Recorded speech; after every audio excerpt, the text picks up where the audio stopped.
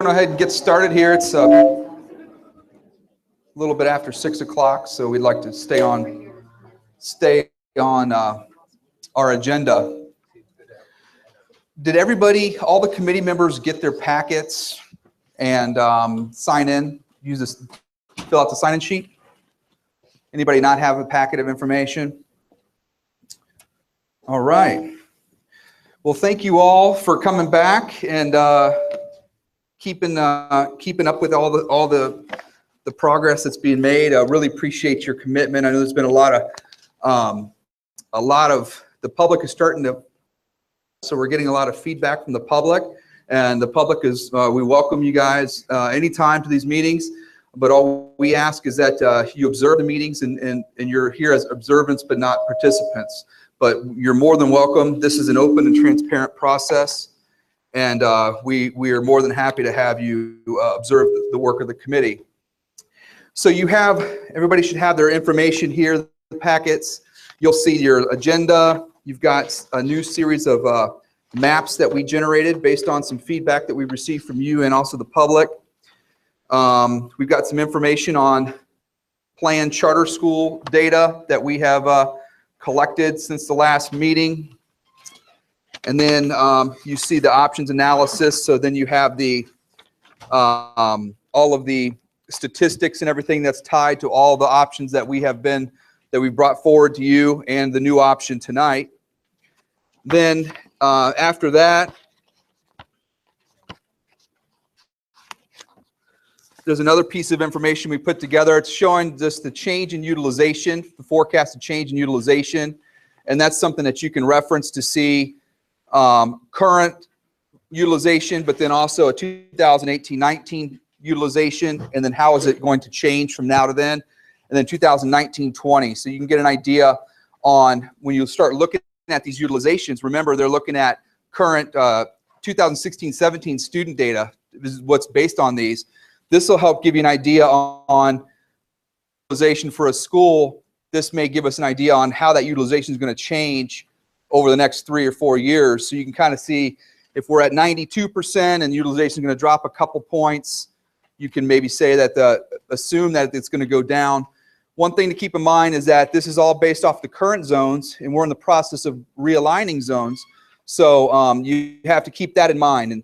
And there may be some areas that are in a school that has high growth that potentially is looked at being moved out in one option. So you have to be mindful of that as well. Then we've also shared I emailed you all these materials. I think it was yesterday I sent them to you, but we have the email correspondence that I had received since the last meeting. And then there is, so that takes up a big bulk of this packet. Provided some other additional information regarding subdivisions, which I'll go ahead and give you a little orientation on some of these materials here. So our goals for tonight are to review updates since the last meeting and to review this new draft series 1A. We'd like to discuss and answer any questions that you may have about the project and the status of things that have been anything that you have heard or talked about since the last meeting, or as you continue to study the maps to get some of your feedback and thoughts. And then just to continue exploring and modifying, creating options. I know that there has been a lot of anxiety, and we do this all over the country. And when maps start going out, the public and even committee members start to get anxious and start to think, why are you doing this? Why are you making this? Why does this map exist and this and that? But what I want to remind you is that everything that we're doing right now is just trying to openly explore different iterations of maps to see what works and what doesn't work. And we're getting feedback on things that don't work, and then there are some positives about the maps as well. Here we are at meeting 3, and you can see we've got another committee meeting, and we're going to go to the public. Our goal right now is not to find the best plan and not to pick a map that should be recommended to the board. Your goal as a committee right now is to try to generate a series of options that you think are viable to share with the public in September. Go into that public meeting in September, we're going to stress to them that everything is draft still, and the committee is still working through these maps, and everything is subject to change. We have 3 more committee meetings after that public meeting to continue doing what we're doing, options development, options exploration. And then we're going to go back to the public again in December after we've done some more refinement of maps and things. When we get to this point down here, we'd probably like to have it narrowed to maybe 2 or 3 maps, and maybe start weeding maps out that you think don't work. And then after that public information session, after we get feedback from the public, we're going to regroup again as a committee and again look at maps and at that point start finalizing your recommendation. So we've got a long ways to come. This process is going to go all the way up through January, and we're really at the early stages of the process in exploring options and looking at how the boundaries could be aligned. Some updates since the last meeting. As you recall, the first couple of meetings when we shared some statistics tables with you, you saw some of the schools that were near schools that have no zones, such as Benton Heights. Some of those utilization numbers were high, overly inflated. And we were at that point, we were counting the total live-in, the K through 5th grade live-in, which included students, for example, at Benton Heights. What we've done is to give you a more accurate depiction of what the enrollment or what the utilization would look like at the schools, is we filtered out students that attend non-zone schools in these estimates. So we're only looking at the K through 5th grade live-in who attend a zone school, a school with the boundary, to give you a more accurate depiction of the schools that were really overly inflated because of this were like East and I think it was Rocky, what's the one on the east side? Rocky Ridge? Rock Rest. East and Rock Rest. Those were 2 that were up at like 150%. When we pulled those out, that 150% dropped to like 105%. So it's a more accurate depiction of how we're estimating enrollment. And that's reflected in all of your statistics numbers that you have in front of you right now. And that also impacted the district-wide utilization when we're looking at district-wide utilization, because we were also incorporating, say, the capacity at CATA that was added into the district-wide high school utilization.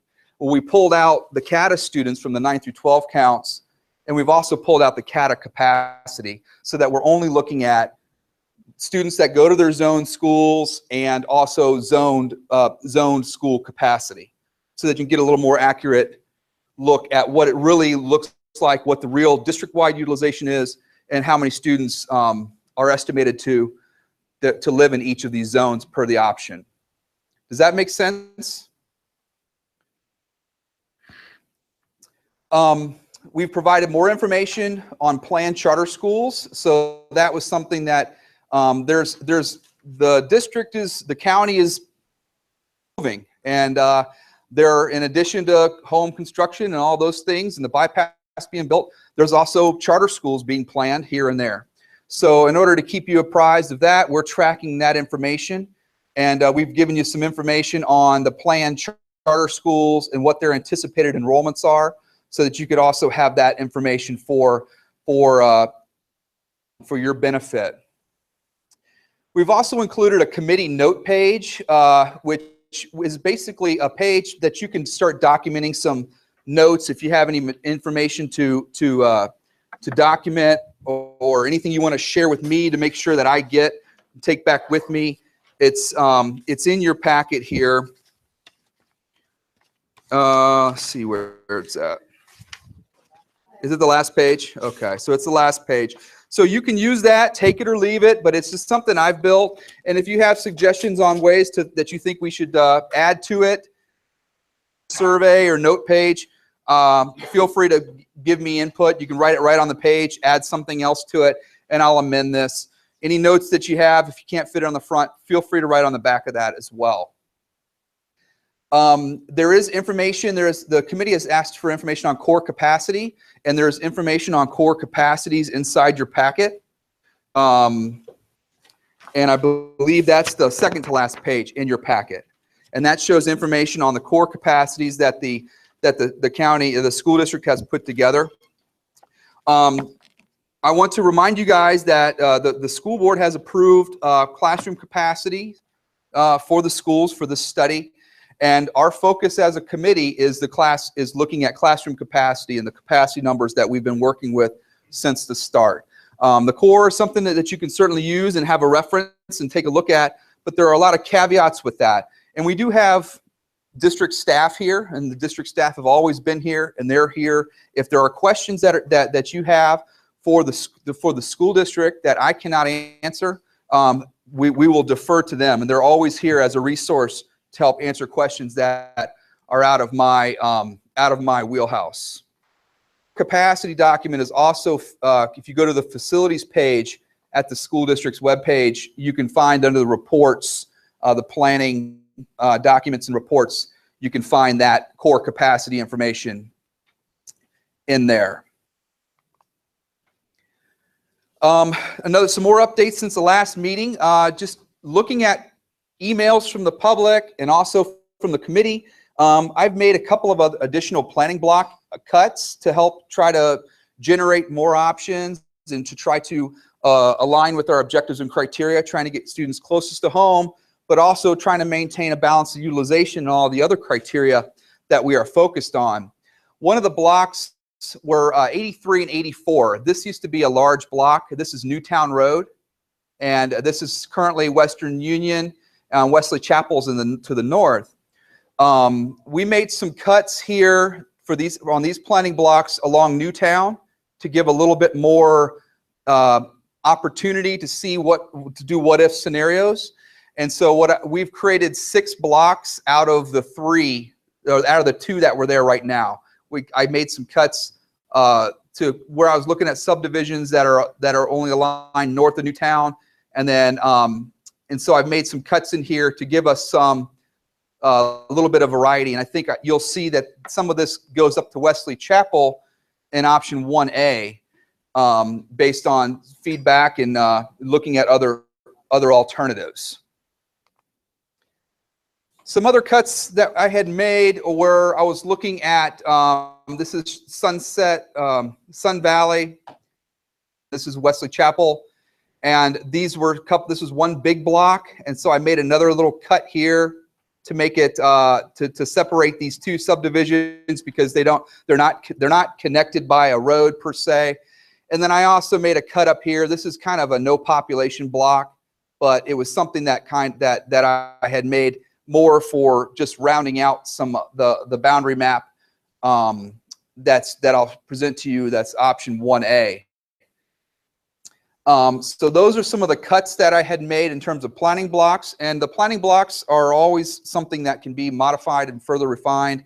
If you find blocks, if you think that a block could be split to try to balance utilization better and better to adhere to our criteria and objectives, you can always mark those up in your small group or even give me feedback in between meetings. We have enhanced the subdivision analysis. As you recall, we provided you some info that showed the 5 closest schools in terms of a network distance along a road from the center of the subdivision to each of the 5 closest schools. In addition to that, a couple committee members said, this subdivision is assigned to this school, but it's not on the list. And I was like, oh, look at this.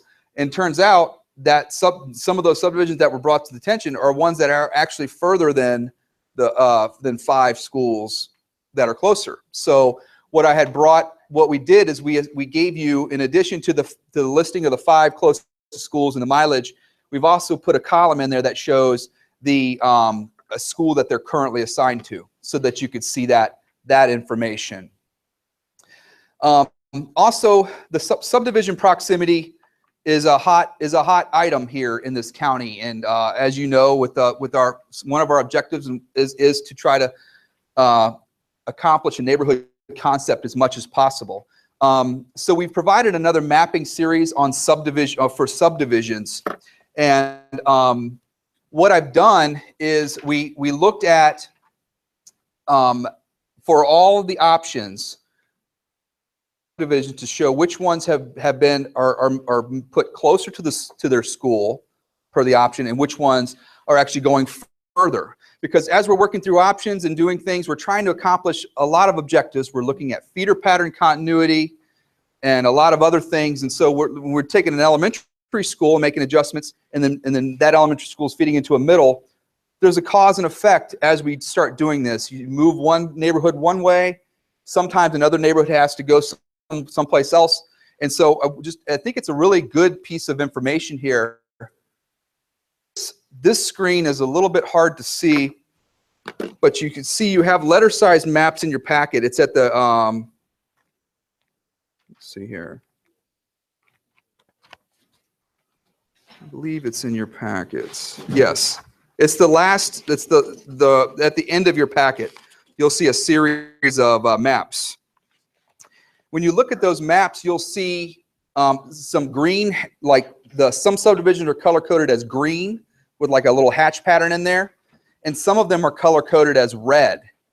So we have one of those for each of the options, including the 1A map that we've brought forward to you. And when you look at that map, you can see which subdivisions were brought closer and which ones are further away. This just for example is middle school option 1A. And you can see in here, this is the Wesley Chapel elementary school zone. And in 1A, Wesley Chapel feeds into Weddington, where currently it goes to Sun Valley. You could see here that all of the subdivisions along the western edge of Wesley Chapel are colored in green because they're closer to Weddington than where they're currently assigned Sun Valley. Everything on the eastern edge of Wesley Chapel is color-coded in red because they're closer to Sun Valley than they are Weddington.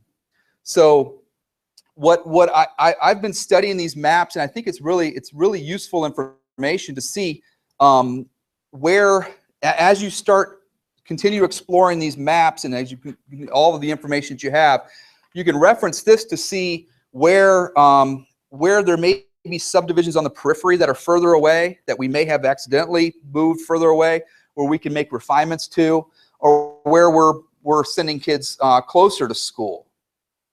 And this is something that you can use as a tool when you start looking at these options, just to kind of see what are we doing with subdivisions. You'll see, and I'll give you a little more orientation on 1A near the end of this presentation, but I also added some areas from Wingate Elementary up into Unionville Elementary.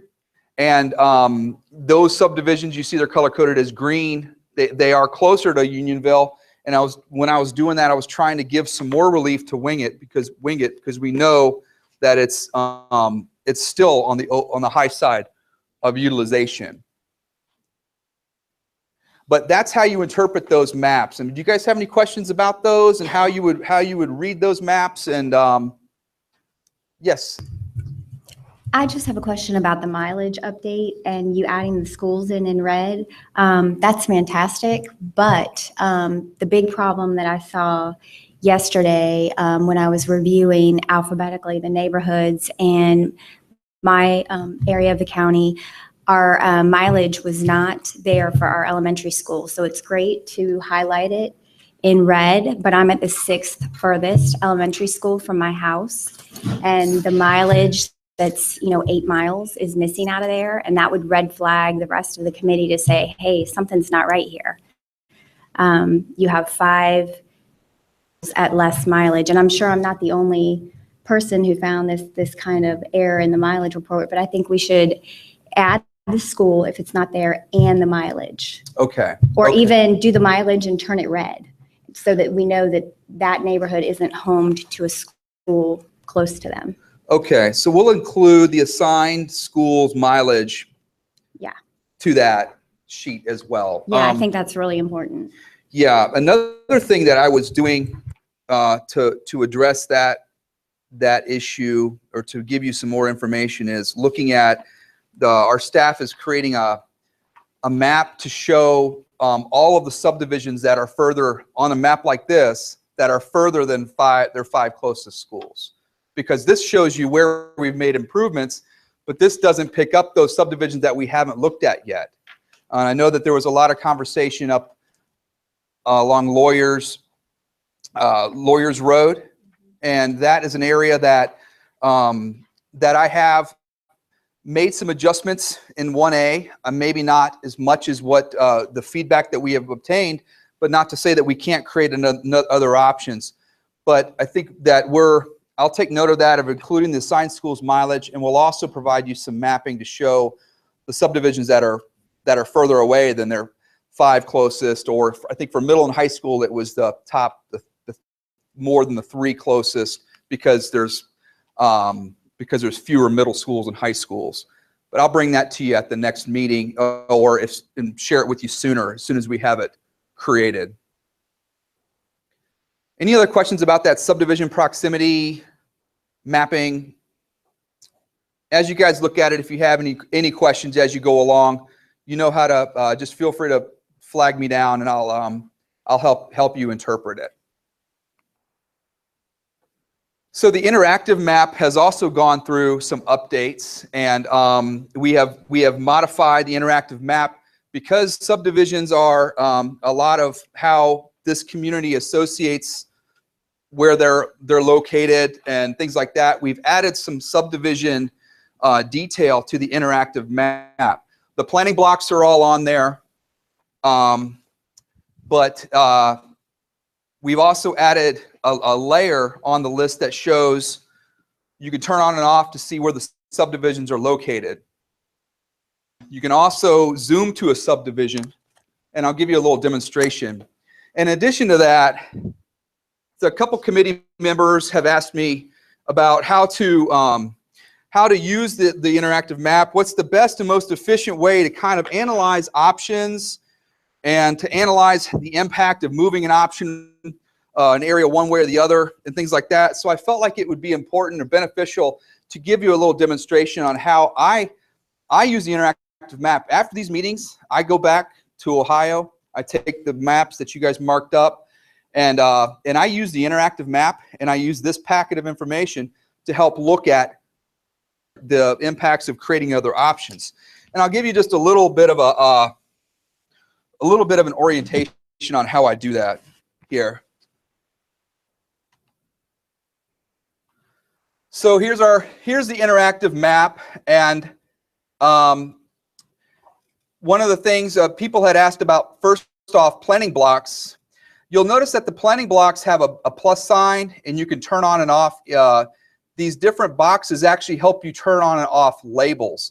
So you have to turn the top one on first to show the planning blocks. If the top one's the only one that's turned on and nothing else is turned on, nothing's going to show.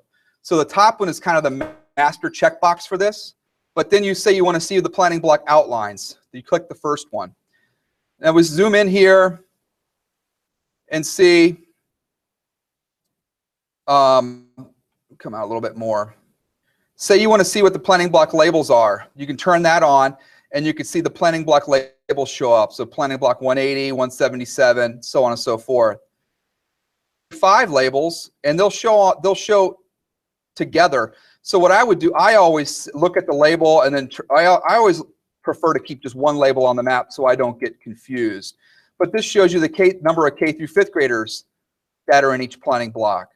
Then you could turn on the 6th through 8th grade if you wanted to, turn off the K through 5th, and there's a different number there. So this is how you look at different labels in terms of the number of students that are in each planning block. I'm going to get to that in just a second here, but I was going to show you the other part that we've added to this. Turn off the planning blocks.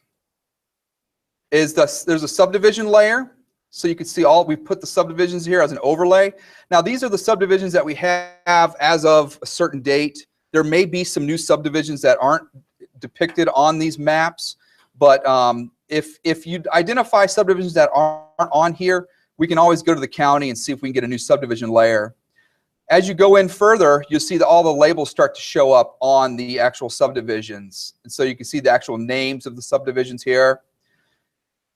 So this something that I had the team build here for me, because I'm looking at emails and committee members say, I live in a certain subdivision and I'm concerned. I would say, for instance, Wesley Oaks. I've heard a lot about from Wesley Oaks over the last couple of weeks.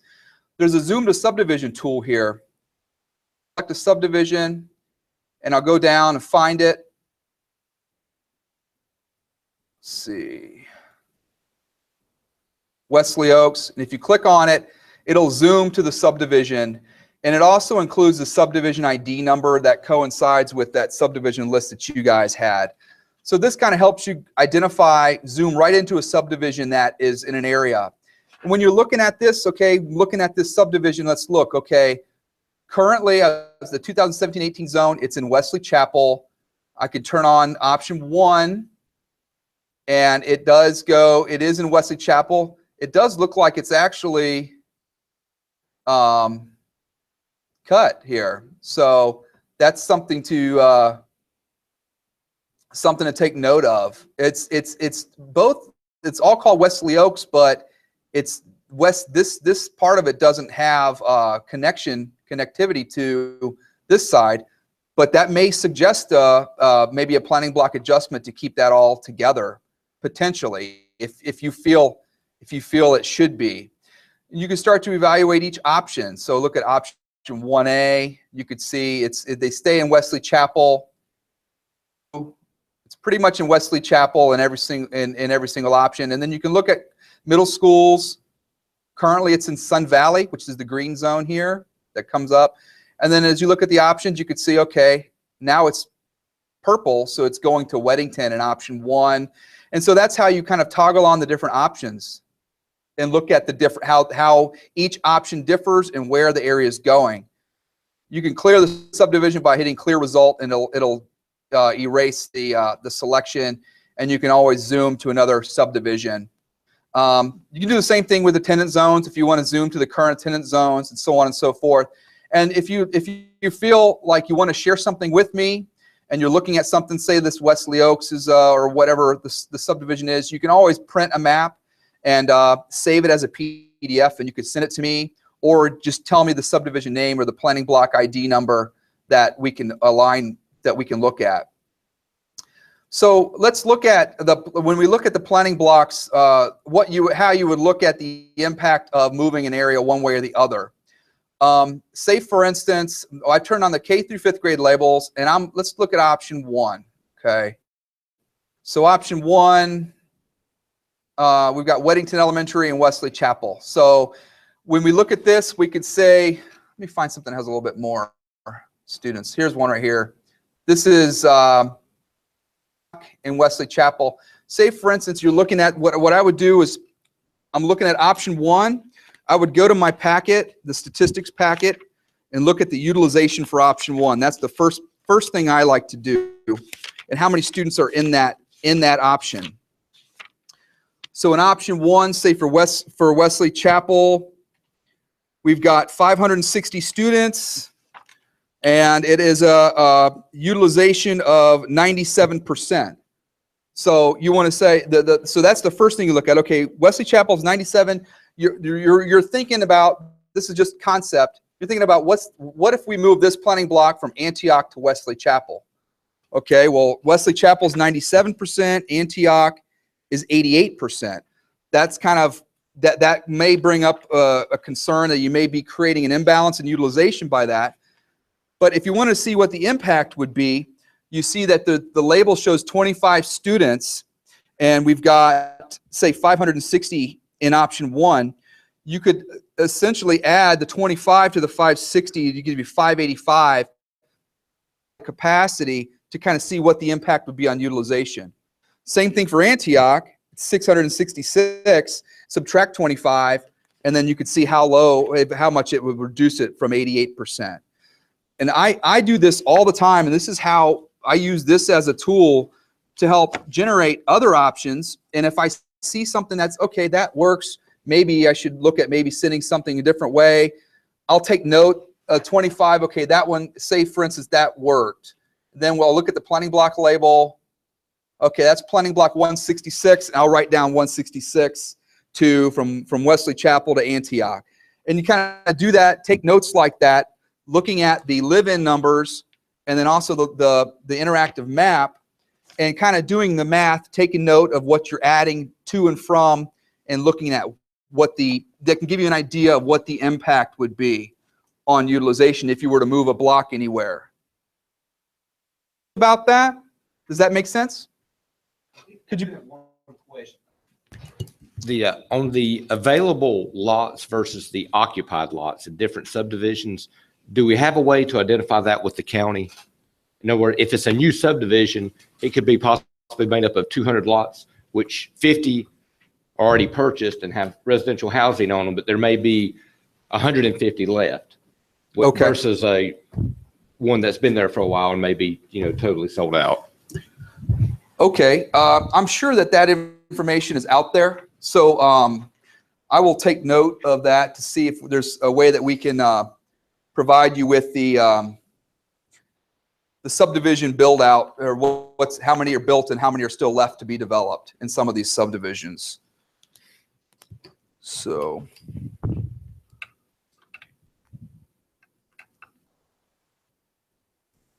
Lots built and lots left. Okay, any other questions about the interactive map? Does that help to kind of see? Yes, ma'am. I just had a question because I didn't have time from yesterday today to look at the distance map. Does that go on to the interactive map as well, or no? We don't have it on there right now. Put it on there as a layer to say option, it would be a different layer that you toggle on. Option 1, closer subs, and closer / further subs. It's something we could add to the interactive map if you think you'd like to have that on that map. It's up to you. Why don't you? I had thought about that too at first, but then I was thinking, well, it's going to be a long list of layers on that map. But not to say that that's a problem or anything. Why don't you start to see if it's effective enough with the letter size map, and if even in between now and the next meeting, if you say it's just I would really prefer it to be on the interactive map, I can talk to our staff and have them add those layers on there.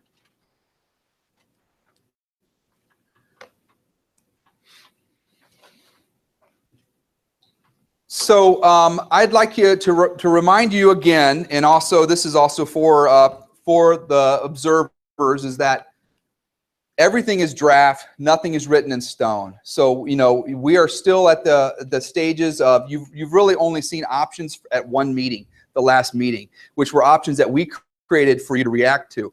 So you really haven't been able to provide to analyze these enough to provide viable scenarios yet. I think that the 1A map that I brought to you tonight to review is probably closer to some of the feedback that I've heard as a reaction to the other maps, but that doesn't mean that 1A is perfect. 1A has issues, and so again, the focus isn't to pick one solution yet, but to try to look at how many other options. If you like, say, one option, but you think, well, I like this one, but maybe what if we move this area, these blocks to this school and this, or looked at that. That could be a creation of another option as we continue to explore things. So so just remember that we're still working through these and creating new options as we get input from you guys. And another thing is, you'll see as you start to continue this, that you're going to have a group of people that really support like one option, and you're going to have a group of people in the public that like another option. So there's times when we can actually create a hybrid and try to say, okay, if the east side of the county really likes this option and the west side likes that one, maybe we can merge it together for another option. But there are going to be people who are unhappy with the result of this process, and that's just something that's going to happen. And you just have to stay focused on your overall objectives and criteria, and try to do the best, provide the best plan that meets the needs of all kids as a whole. Knowing that some people are going to be unhappy, but we certainly are listening and trying to do our best to listen to the public and address their needs while not deviating from your criteria. I have a map 1A series that's being presented to you tonight. You have the 8.5 by 11 maps in your meeting 3 packet materials. The other maps are in your meeting 2 packet. So if you want to going back to those, you can look at the other series maps that were presented at the last meeting if you and looking at those. And all of these materials are posted online. And so we encourage the public to print these off. We very often see public members, they have their own binders, and you guys have the ability to print off all the materials and follow the process as so you can look at all the same material at. And we've received a lot of good feedback from the public so far, and I'm encouraged by that. I think it's good information. Again, I like to break it up. I like to look at the geography, look at how the maps are shaped, but then look at the tables. You can't just say everybody that's closest to their school to this school, because what it's going to do is going to create a huge imbalance in building utilization. So you have to look at the cause and effect. Maybe look at the tables first and see which ones are on the high side or on the low side. And then go to the map and look at the planning blocks on the periphery to see where could we add to or take away from this school to create a better balance without assigning students farther from home. It's not an easy task. You'll see it's sometimes you feel like you're running in circles with trying to create options, but you know, that's what I would do. Or you know, look at the geography. If you don't like something, then go to the table and say, okay, if I move these blocks away, how does it impact the numbers? The numbers are important too. Yes, ma'am. One question that I had, we have 9 Title I elementary schools, and I know capacity is figured differently, is lower for the Title I schools. As we're looking at borders changing, are you all taking into account if Title I status changes and if capacity numbers change? We aren't factoring, we're not analyzing data to look at the impact on socioeconomics and things that impact Title I. To be honest with you, I think that with the House Bill 13 numbers, as low as they are close to the Title I target numbers that we had calculated for the Title I schools. So I don't think there would be a substantial impact. The only impact may be the 4th and 5th grade classes, where in Title I those are reduced class size, but 4th and 5th grade in the other schools are not. But that's not something that we have that we're studying. But if it's something that you think may be an issue, I would bring it to our attention or note it. Say you may be taking this school out of Title I status, which may essentially what it would do is it would raise their capacity. Wouldn't necessarily be a bad thing in terms of overall target utilization. But if it's something to note, definitely something that you observe, definitely take note of it and kind of put it as a flag for us to look at.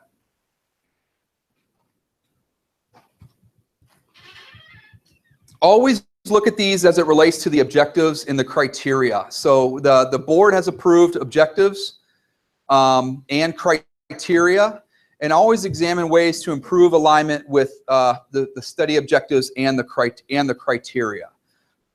The real focus needs to be what's the best plan that best adheres to our overall goals. I'm going to give you a little quick preview of the options here for the new 1A option. These are the current boundaries. This is option 1A, and I'm just going to give you a little overview on things that have been modified based on the feedback that you gave at the last meeting, and also some feedback that we've received since the in-between meetings.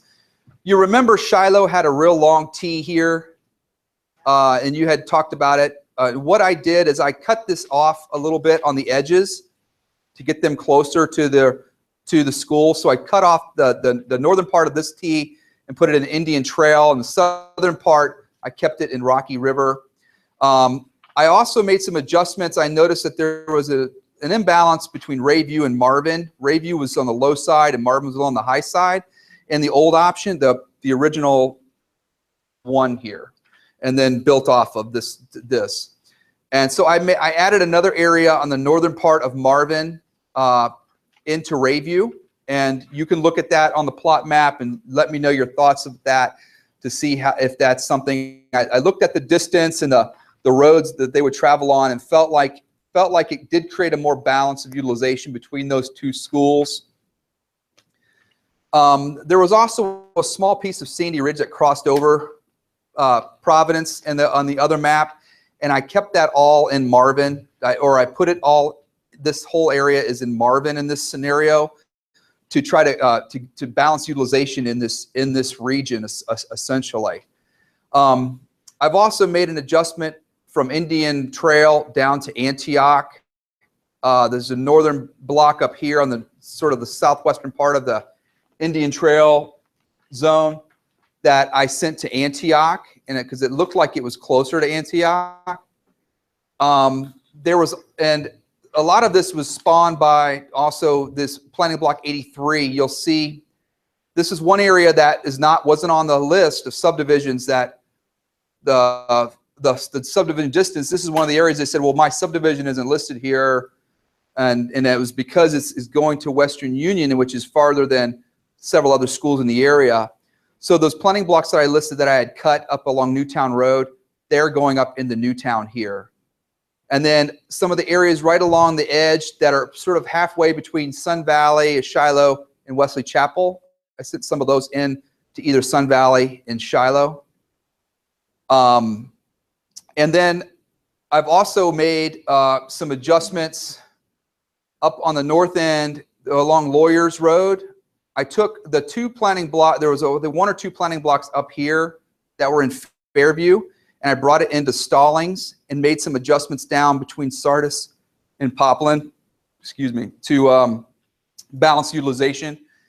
I know that the feedback that I've heard that some members of the public and I think some committee members are interested in seeing both sides of this Lawyers Road coming south into the Porter Ridge cluster to see what that's going to look like. I imagine that may be another option that we bring at the next meeting. Finally, made an adjustment to Wing It to try to bring Wing It down less to even give as much relief as we could. And I took areas along the northern edge of Wing It and have it going up into Unionville Elementary School. And that still brings Wing It still high, but it brings it down to 112. It's an improvement, but certainly not what we'd like to see. But if you have any other suggestions on that, we can certainly look at other options. Taking these elementary changes and then putting them into middle schools to see what fits, because you also, not only look at elementary, but you got to look at middles and how the middle schools align. I followed, everything feeds in. What I did with Porter Ridge is if Porter Ridge zone follows along Lawyers Road, there's a part here that's Fairview and a part here that's Fairview. They go into Porter Ridge Middle. It's enough students from Fairview. I think when you look at the split counts for option 1A, it's enough students from Fairview into Porter Ridge. That's a more healthy balance, not a very small split, but that's a look. And then this area on the south end that was, I moved up to Wesley Chapel. It couldn't fit into Weddington, but in terms of looking at proximity, it could fit into Cuthbertson. So I have the going along Newtown, it would travel right into Cuthbertson in this particular option. Follows the same from all the elementaries fit into the middles. Nothing else is split in this 1A option. And then the high schools follow the same. There's no split from middle to high. All the high schools and middles are 100%. You guys have any questions about that option? You're going to have time to study it. Yes, ma'am. I just wanted to make sure that I was reviewing my notes from the previous meeting. Were you saying that one of the goals of capacity, or you wanted it to be, the schools to be at 80 to 83%? Is that, or did I write that down wrong? Well, there's target numbers at each level based off of target, the district utilization number. That's kind of what you look at first, but you also need to look at the forecasted change as well. So you could sometimes, in some places, you can fill it up more full if there's a forecasted decline in the school, and in some places you may not want to fill as full if there's a forecasted increase. district utilization at kind of as a soft target, but you know, and I think it's like 92, 93 at the elementary and somewhere in the 80s at the middle. Let's see, what's that? Say again? No, I was looking at the utilization. So the 90% at the middle, looking at the total, and then at the high school is 82%. So that's the kind of the overall utilization. So you really need to look at each level differently, elementary, middle, high school. They all have different capacity utilization. Right. So we want to give you guys time to study the new map, and so what we're going to do tonight is we're going to break into the 3 groups again, but we're not going to randomize you this time. I think what we're going to do tonight is we're going to break you up into sort of regions. And what I'd like you to do is focus on the area that you're most familiar with first, and then extend beyond that. And you can, you know, I'm not saying that you should only focus on your area, because you, as I had said, you need to focus on the needs of all kids here. But start with the area you're most familiar with, and then go and then look beyond that. You can certainly comment and mark up areas that are not in your area for note. Group 1 are going to be people from Marvin Ridge, Weddington, and Cuthbertson. And we'll just put Group 1 back here. Group 2, Sun Valley, Porter Ridge, and Piedmont can be in this table. And then Group 3 can be Forest Hills, Monroe, and Parkwood over at that table. You've got Sharpies. Please feel free to be liberal. Take notes on these maps, because these are really what I open up in my office and study to create new options. So you start with the 1A series. I'm pretty sure we have the other. Okay. Start with the 1A series maps, and then we'll go from there. So, do you guys have any questions about that? Yes, these are the 1A maps. I have elementary, middle, and high school on here right now. And bring your, you know, we don't have the option 1 and 2 series maps here. I think they're en route here right now. But for starters, start with the 1A maps. If you're done with the 1A series maps, bring your letter size maps with over to the table and kind of look at them off of the letter page. If that's hard for you to do, I can always turn on the interactive map up here, the different options, and even if you guys want, I'll turn it on over there. You can feel free to use that map and use it yourself as a subgroup. Yes, sir. Could we go ahead and start with that, with the feeder groups for the at the elementary school level, and then with the overlay of the population by neighborhood, and then we can, if we need to change it, we can go ahead and do that later. But I think starting at the elementary school level and working up, if we could go ahead and get those maps up, would be great. Well, yes, we have them all in these tables. You've got the 1A series map is here at the moment, and I'll go ahead and turn on the interactive map with the 1A with the planning block numbers. Right. But remember, the planning block numbers and the planning block IDs are labeled on these plots too. Okay. So you can use this just like the interactive map to reference those, what I was doing by looking at this. And it has the individual neighborhood numbers on there as well? It has the planning block numbers. But yes, sir. No, I'm asking about specifically the neighborhood numbers, the children, the head count. Yes, sir. They're listed on there. The elementary have the element. Individual subdivision? No. Well, the planning blocks are what we're using to move to generate new options. So the planning block numbers are on here, and they do have the counts. So why don't you guys go ahead and break up into your groups, and then we'll. I have one question. Yes. Can you put the criteria up there if we're not going to put the maps so that everybody's aware of the criteria that we were given to follow? Yes. As we're doing this? Yes. Just as a reminder? Thank you. Sure thing. Sure thing.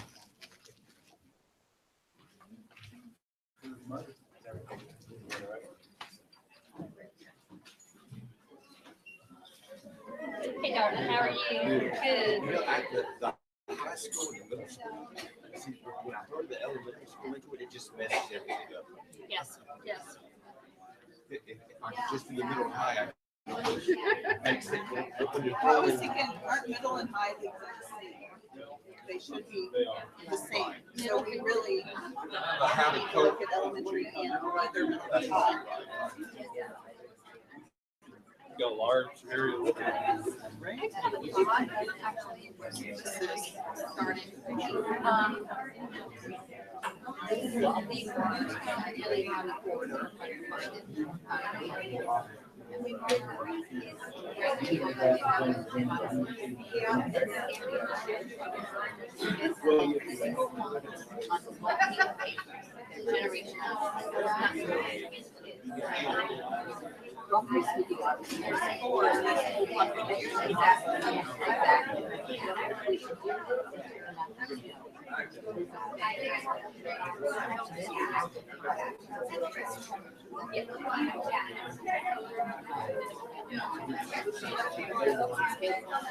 That would be just. Are they homeschooled?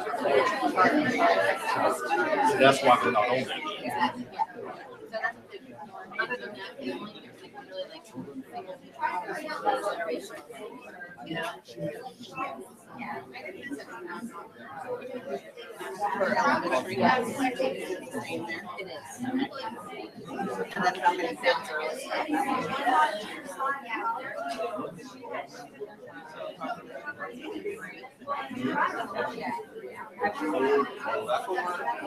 and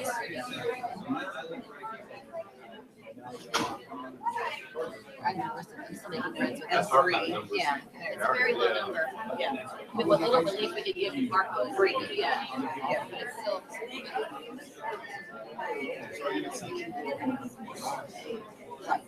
And I think that's the right way to do it, but I'm looking at the capacity. I was gonna say, what's the capacity? So here's what we're looking at for coverage. High school, elementary. So are you saying move them to a different elementary? For middle and high school, it's just not because we really need to. And Comfort has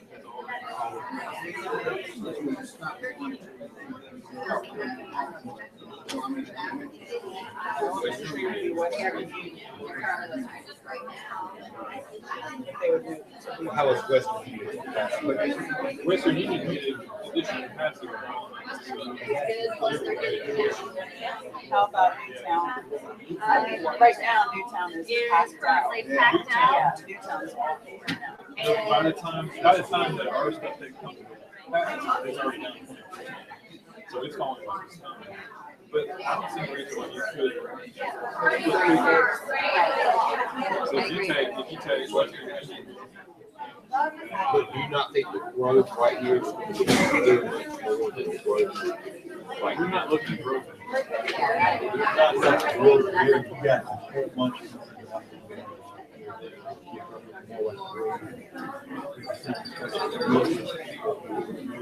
Yeah, they're building. This original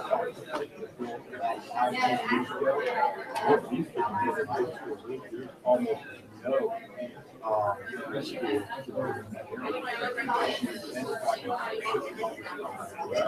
That's why I asked the question about like a new subdivision and if it's lots, because you would know they're going to have a lot of. That applies to both sides.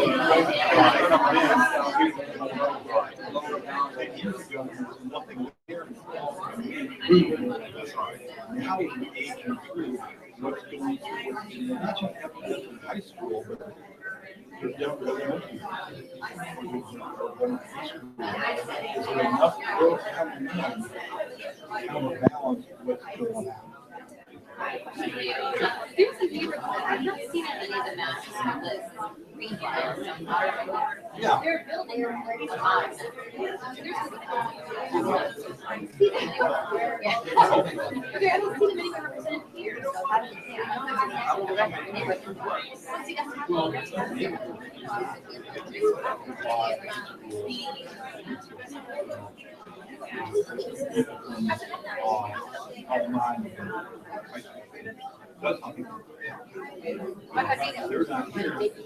No, I'm not speaking about representing them here, I'm speaking about that as a school, like you're not in the capacity.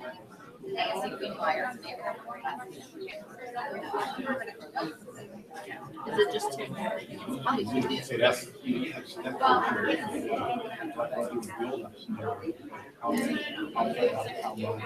But you would have included those in the projected numbers coming down the line. We do impact.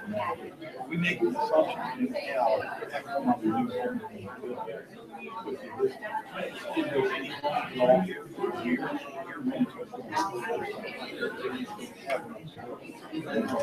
But that's what we're talking about, moving here to here, and it may not even be a subdivision either. Maybe that was better reason, but somehow you would need to know if it is a plan, you want to know that real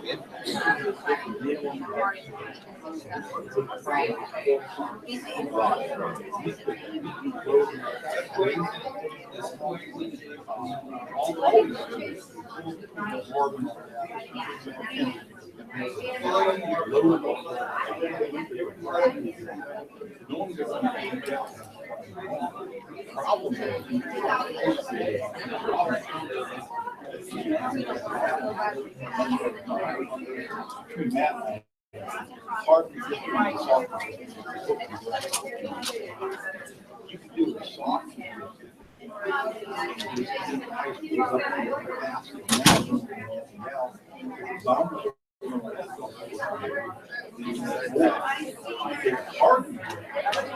These more kids will last.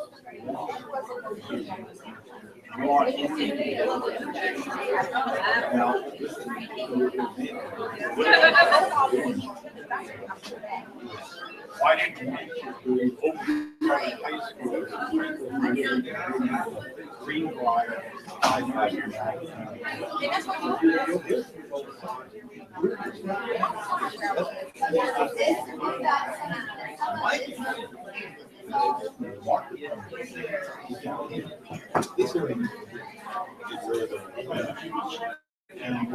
Yeah,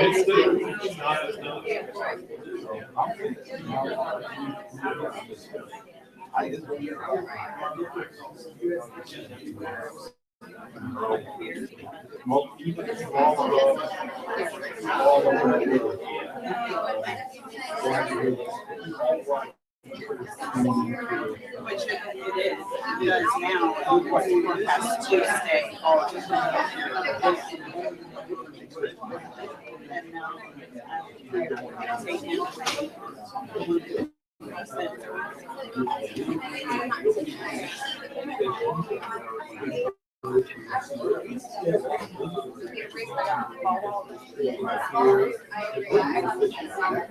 Keep in mind, are three of the four new schools built with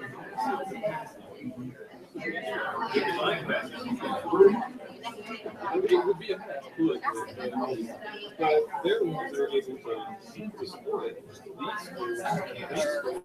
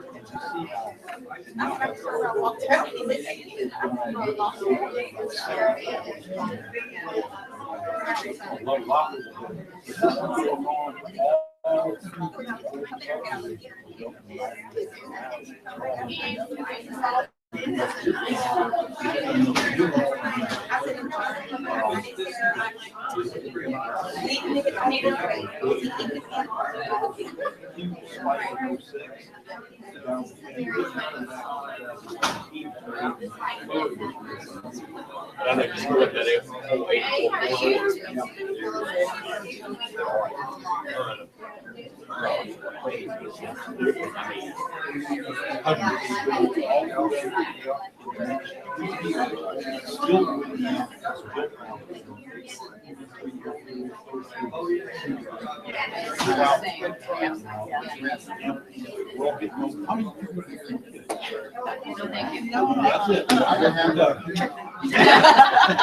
I'll send mine to you.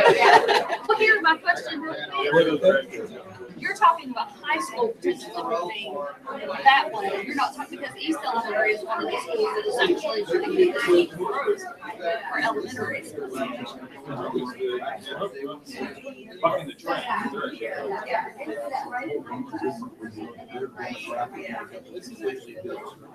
Yes. Too big.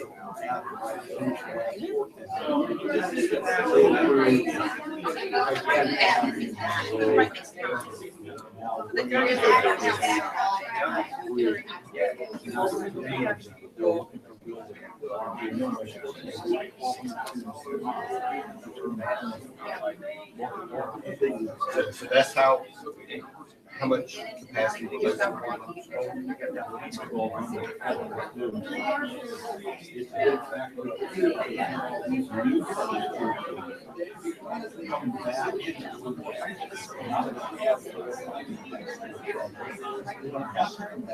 That's what I'm saying. All with a hybrid.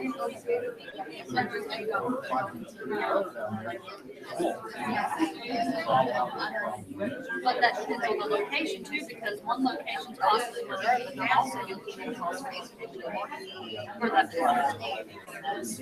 We're right. It will eventually. And Lincoln's got it. yes, Wingate and New Salem are extremely.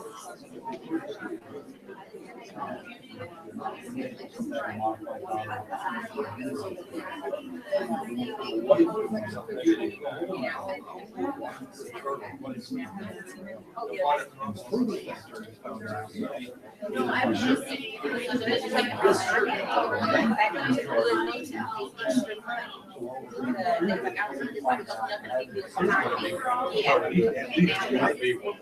I'll bet you too. I know this one. so the other one I think was Gold Mine Road. If I remember, it was near the airport. Was one too. They're probably one site.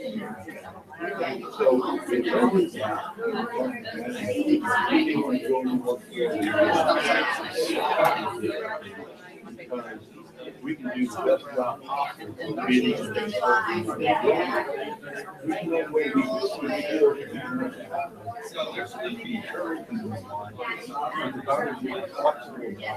I like to succeed.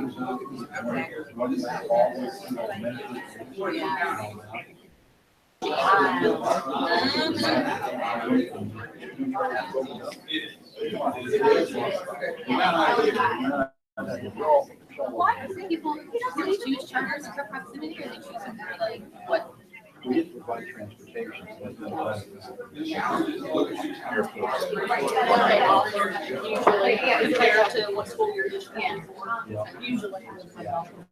So this redistricting that we're discussing now would apply in which, For parts 18, so 19, 20. So by that point, we've already got some huge shit like Newtown. That's not even. Like right now, New Salem's capacity is essentially because of the sewer issue, which will be fixed by the end of this airport, which would give it another 200 student capacity. We're drawing lines for what's going on right now. Within a year, we're fighting on the wrong side. The Weddington, this is high school one. The Weddington and the Monroe ones are elementary. And that's what the housing. I know. Like right at the circle. Right, Yeah. this side.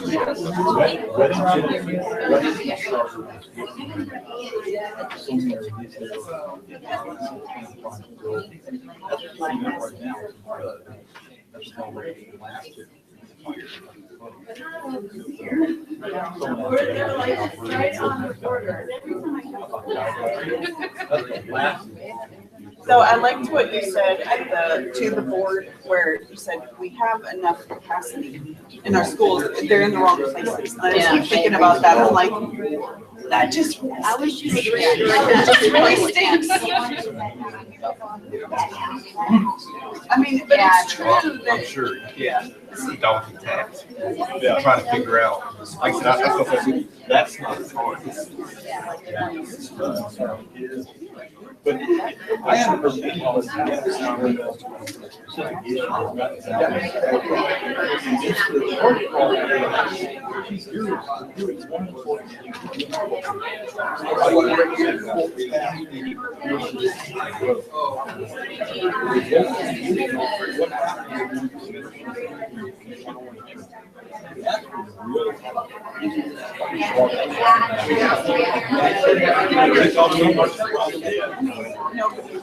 if you have enough and the numbers are the same number of plans, you have the flexibility to trailer them.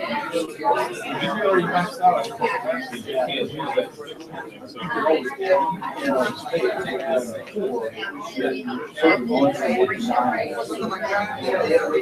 that's why maybe the two variations, there one there, maybe over there. It's probably the worst. This, the hardware is the exact same. They're the same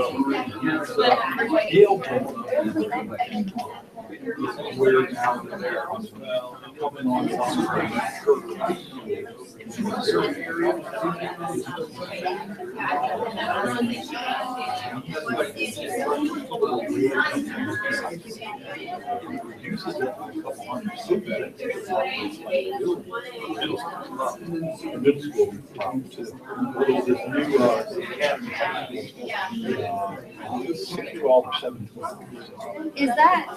Is it a separate charter school or is it an extension of Union Academy? Because they were in our group, Union Academy did the high school.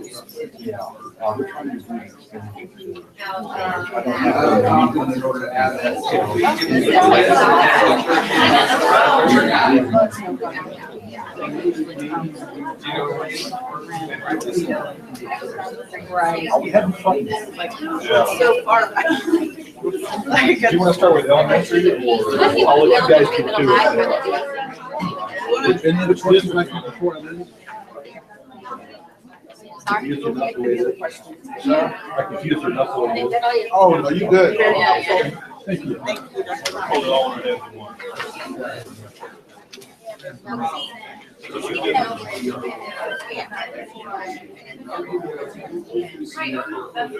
got it. Okay, well, let's start east and then for what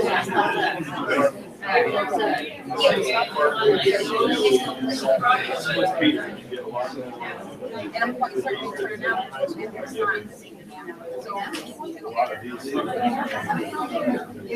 The questions that you remember.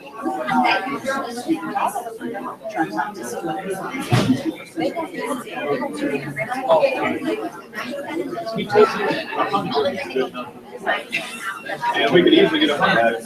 Oh, 100 students? I thought you meant 100%. No, 100 students. He said it was more important to have a sizable number of students than to have a certain. You would say that.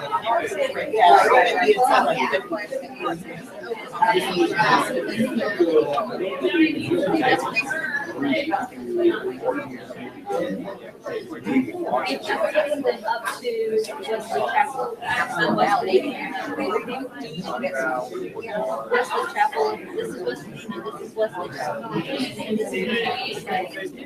Which they actually Right now. What about It makes more difference going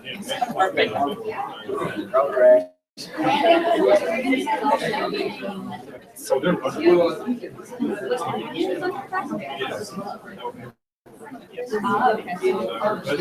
They're getting upgraded. Yeah, Western Union's already. All right. So let's look at though what this particular state does. What are we looking at? Street Union, Western Chapel, Jamestown. That's my So Western Union. But if you're talking about Western.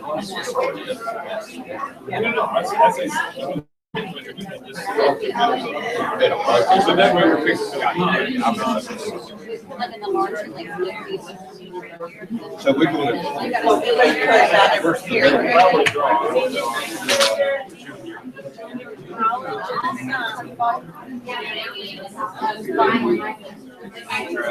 But this is on elementary.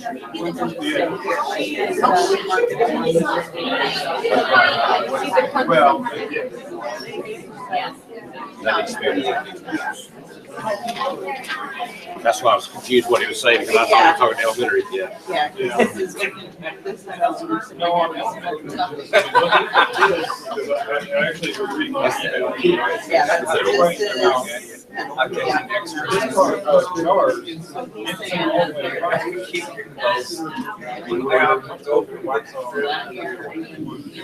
Prospects already, so we're doing this big shift. Right.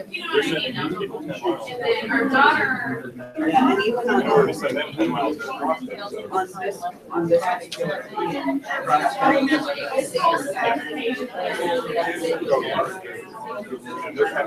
Which comes down from.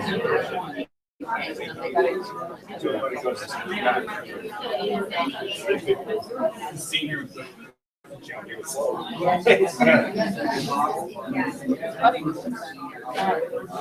know that time.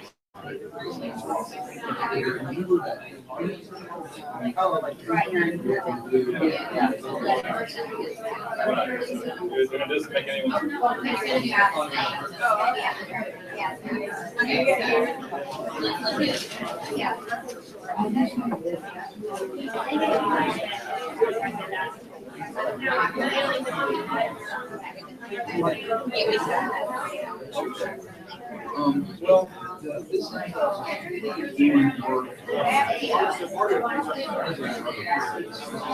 That would make me. Yeah,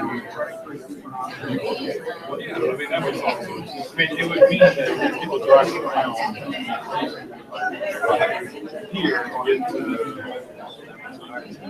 So we're essentially they drive to zero. Go to Western Union. This is a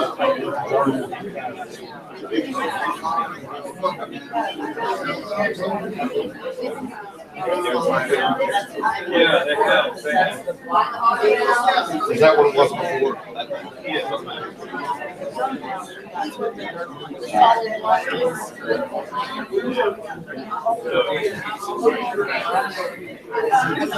I think it's just a domino. See, it's a domino. Not like you used to be able to. I think that's what it takes some kids showing up. I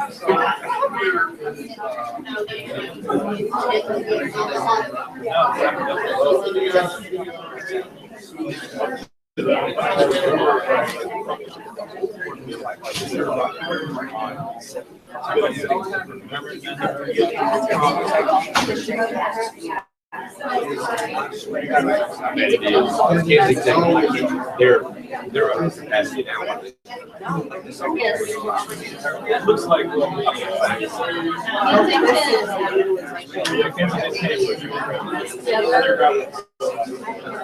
They're not looking to be below 20%. Well, this is the problem. Well, it's, From elementary it's school. easier in the new system.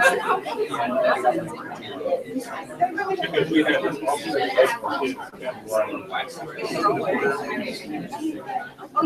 instead of going here to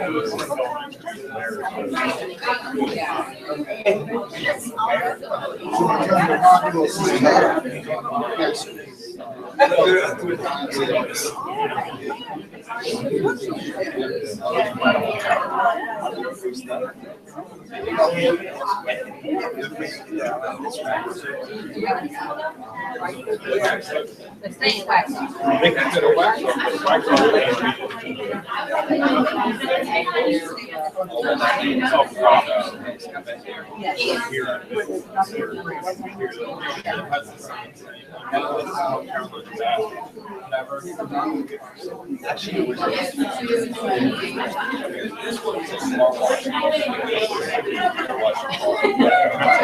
That's elementary, that's more in the middle. Right, so I was to stay in the same location. I want to look at all the locations around the state. I don't know, wonder if it's better to go for this way or this way. All right, so let's move to Lamar, maybe next.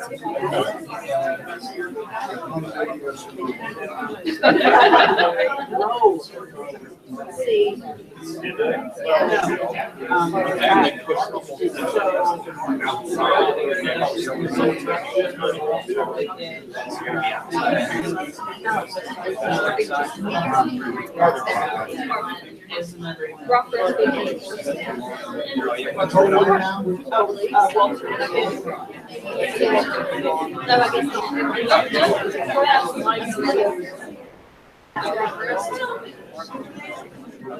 Not all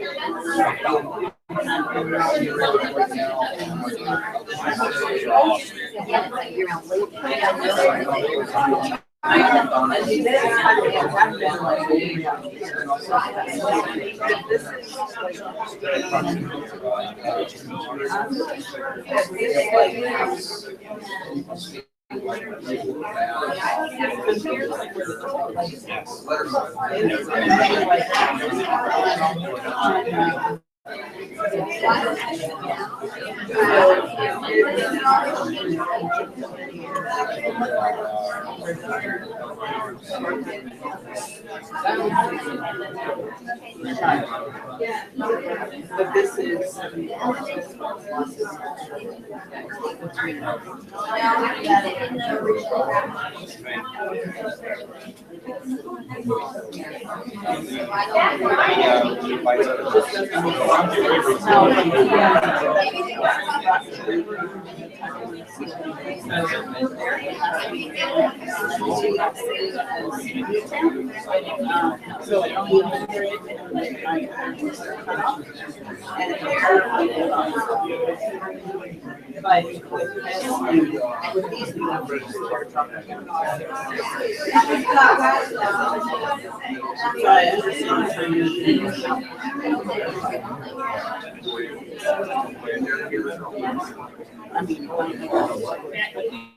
Where you?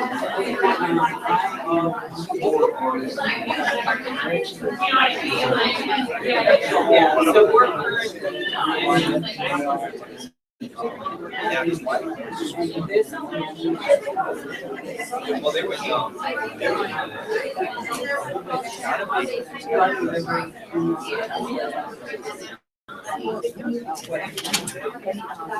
You guys doing? You guys have any thoughts about some of them? Yeah. Good, good. Designate them. Okay. Here it is. Yeah, well, I mean, sure, if you guys want to share what your thoughts are. We're looking at, well, in the first part was the one about we have, situations of future. And I just found out that that's all awesome. The county shows that.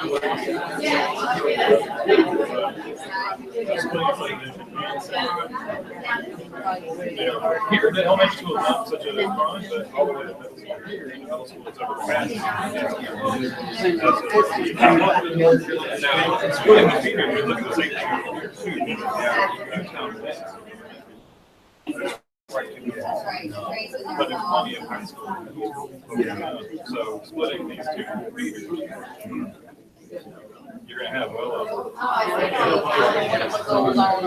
The elementary, so send some more of these.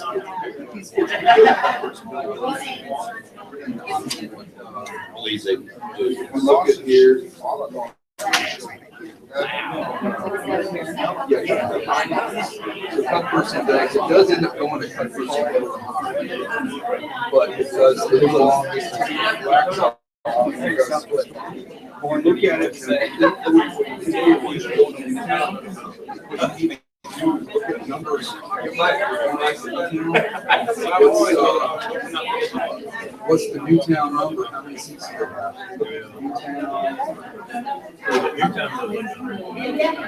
Yeah, 7 or 8. So Newtown only has 20 slots before they get to the crowd. And then if you look at what, I don't know what the forecast shows, it should say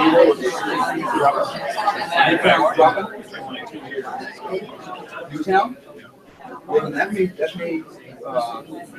justify loading up above, being okay.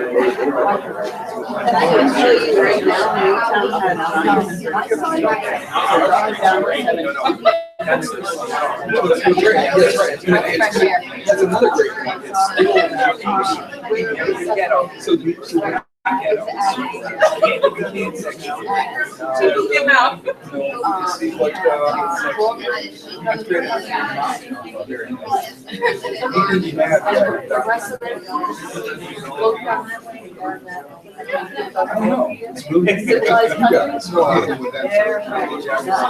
another group was, they said that this is actually.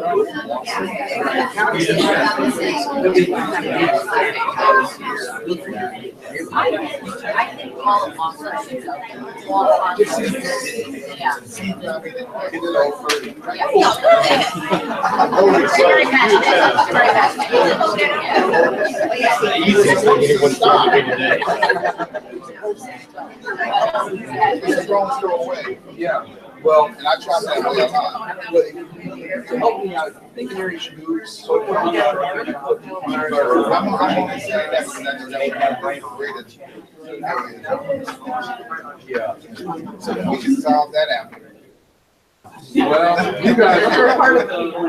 Yeah. Some people are using some other. In Prospect, you have this group rotating now, going 10 miles.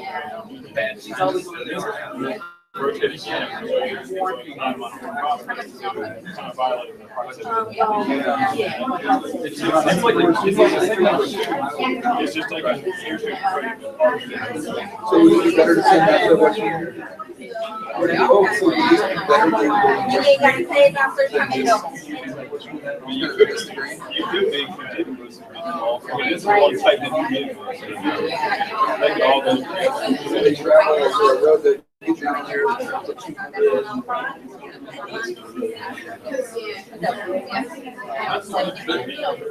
Easier than the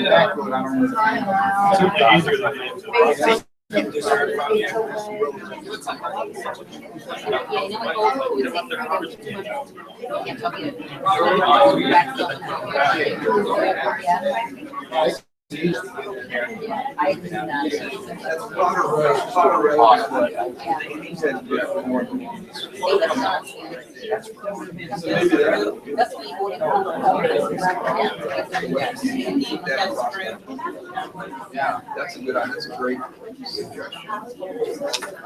We tried and wing it. I don't know how we can bring one on. It's like 112 right now, but There's really no other space in that area. I think so. Yeah. So now you can take a note from the committee and say, tried our best to bring it, but doing it really means something that can't be solved.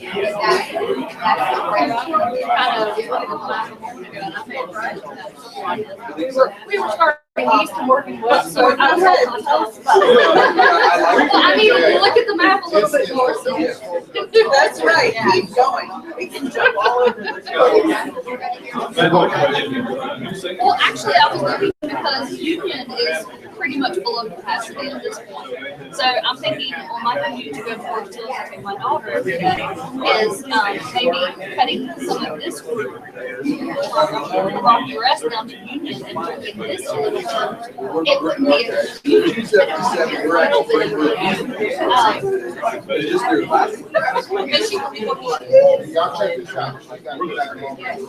Well, I need to sit down and look at it. It's hard to see road names on this thing, so I really need to sit with the road names. But I understand that potentially. That would be fantastic. It was so helpful to see these yesterday.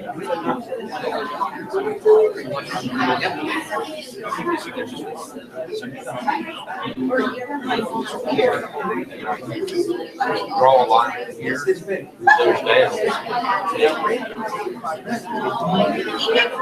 That's why I said like if they could split this. I would think that would be easy. Kids from there here.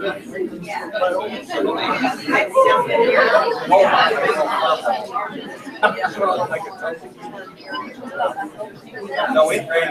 It's hard to know what Yeah, but travel around here. right?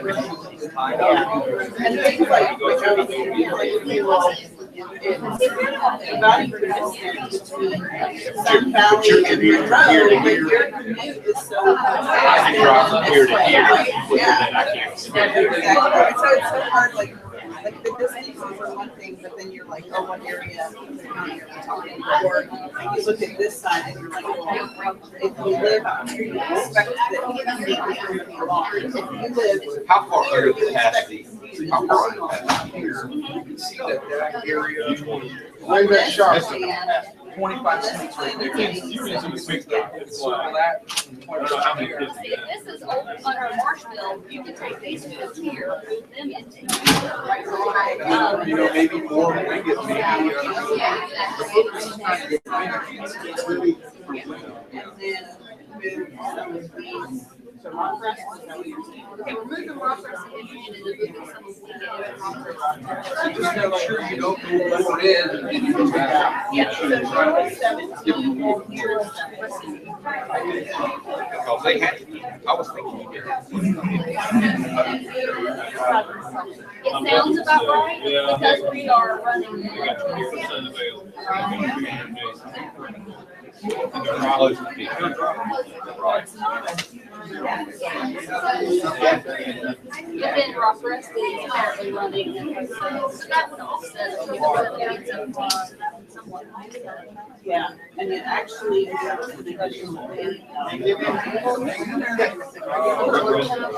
Wingate is bursting more than Rockcrest. So it gives slightly. We have to be taking the 5.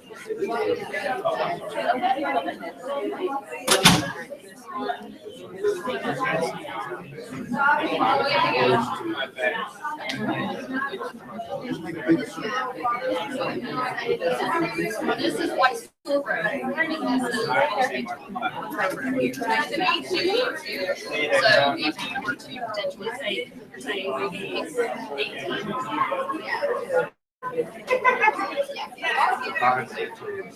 Yeah.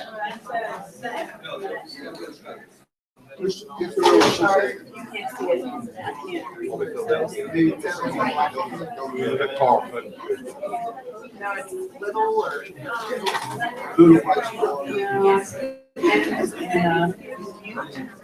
That is Claude Austin and Carl Thunderwood. We're across 601. And that might be why they stopped it, because that one is over there on 601. That might have been why they didn't want to cross 601. 75. But 601 is here. They cross it here.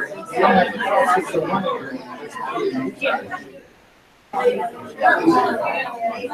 we saying those two lots? Maybe circle those.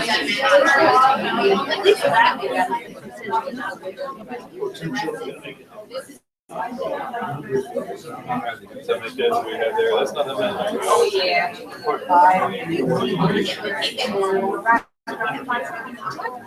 Then you find one that has 40. The problem is there aren't on this side. Oh, yeah. Unless we split this. I would say that probably. Oh, that's right. Yeah. Right, so if you've been drawn it down here, it can't be that many.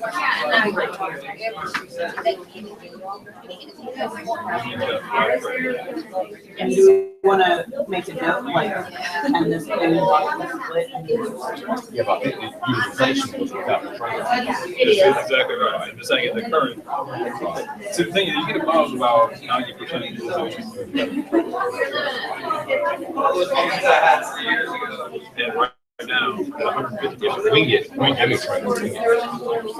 I was gonna say 20, yeah. They have. I think they have as many apprentices.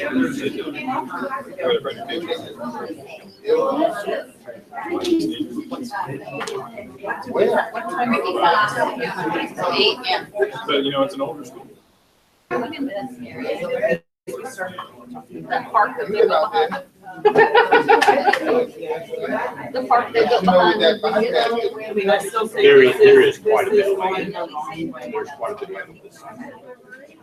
Not here, but there's.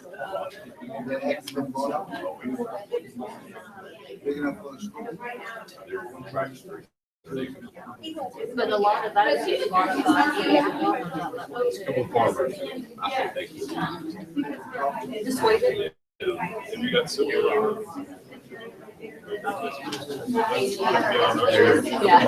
There's no infrastructure.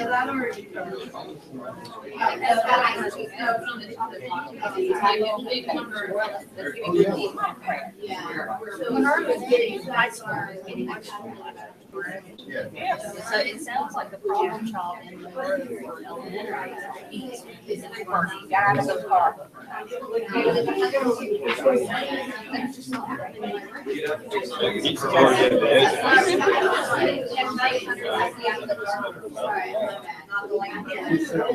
It's really.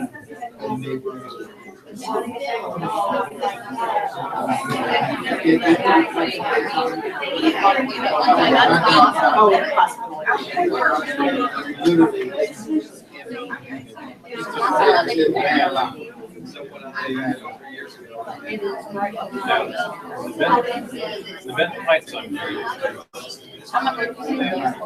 well, it doesn't have an assignment. Except if you go live on the student. And it's a boundary that doesn't exist. Some boundary that exists in Walter Beckett, East, and Rockland River. Parks system. And you have not. Did they switch it when they go run? That's my main reason why. There's so many items we're talking about. Kids have been like. Between. But were they assigned? No, that's, you know, they were, I think the problem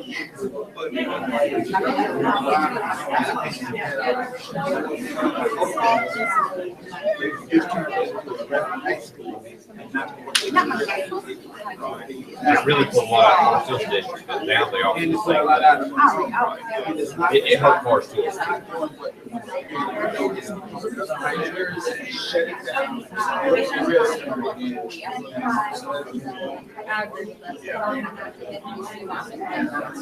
because it's just another ice cream. There's nothing you can get. There's all, You can't get the well, you can get heating and air conditioning. Well, what he's saying is put it back. They could put it I mean, they have those residential classes right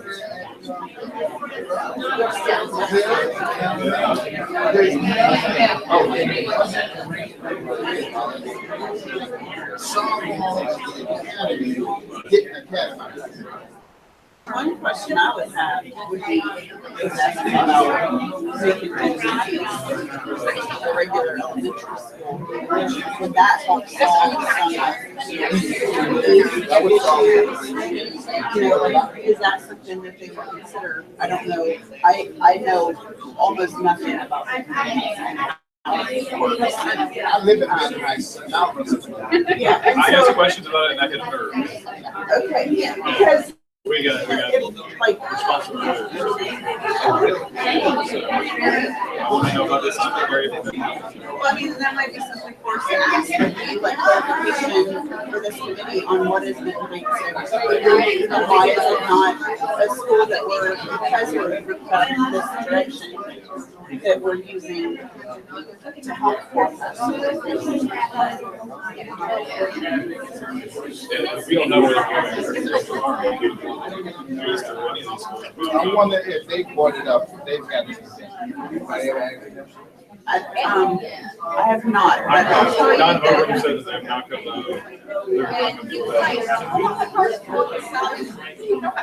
tell you that. Well, you guys haven't brought it up. I think you guys like what? That's our job. Is that what it is? So it's our job to ask. And then they go to the You know, there's something that I'm going to ask about it. You need to have clarification. and that's what I'm asking her afterwards. She said you guys want to ask. Benton Heights. Yeah. Benton Heights doesn't have a zone, right? As it sits for our.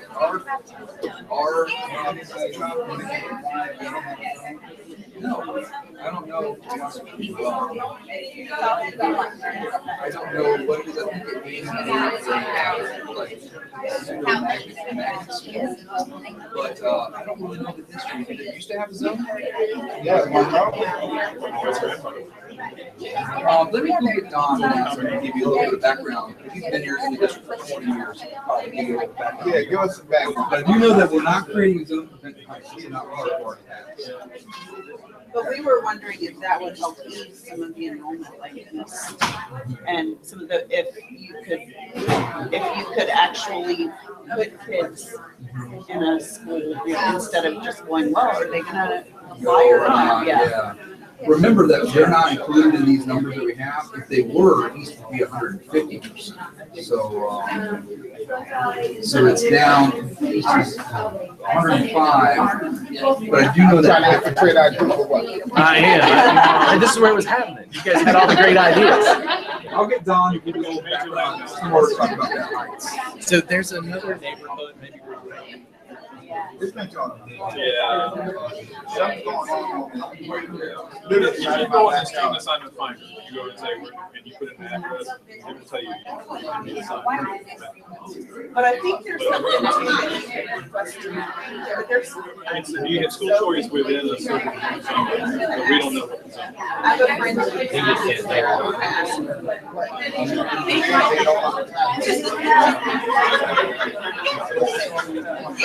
Is it, and this is just gonna be a simple question, I'm just gonna. They're the Benton Heights ESA on behind the wall, they're really large. Oh, yes. Yeah, I have My sister. Is that why they don't really want to touch that? Is it because they're trying to focus? I mean, I think we can speculate about it all day, but I think one of us asks when we go back and sit down. We can just speculate. Blind lead the blind. Here's the greatest speculation.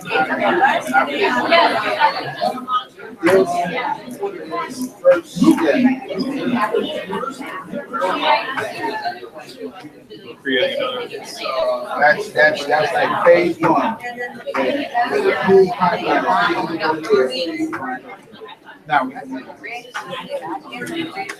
A huge amount of kids that play for the Academy. I thought Academy was an athletic. Yeah, kind of gets a lot from Sun Valley, Parkwood. I know up until 8 years ago, they didn't even come to our side of town to ask for people. I found that out from the East Union. Well, you were blessed, guidance child. counselor. My daughter was there. Well, the problem is that some of the other schools have these positions, so then they get added to the schools that we, like Forest Hills had a larger number. Whittington, some of those, they had a larger class availability. Right, so that's the reason. All right. East to west again. There's something Yeah, we highlight your point here. For middle school? Or did it work? This middle Or school. just indicate about the split. Yeah. Could be a decent split. See where you want You can fix one problem, but then it leads to the high school problem. That's why it's hard to think about all three of the areas. Well, these two aren't as bad. The elementary is. Okay, so while they're figuring that Yeah, out, we I'm can just curious, because you all are Forest Hills, and I don't know this area very well. I was thinking of Salem, and are we trying to get people into Forest Hills? Like, are we trying to fill seats there, or are we like capacity? Forest Hills is below capacity. Okay, because I was wondering about splitting Salem to have two feeder schools. Because this is about the same distance to Forest Hills as it is to Piedmont. And then that eases.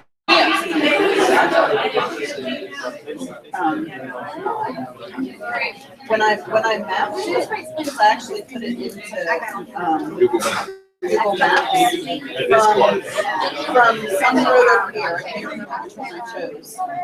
It was like 205.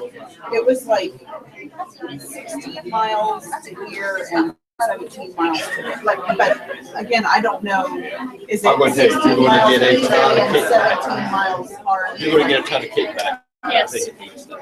It'll be the east side of Union County size kickback. Is it because of proximity or is it because of? Well, it's Stereotypes.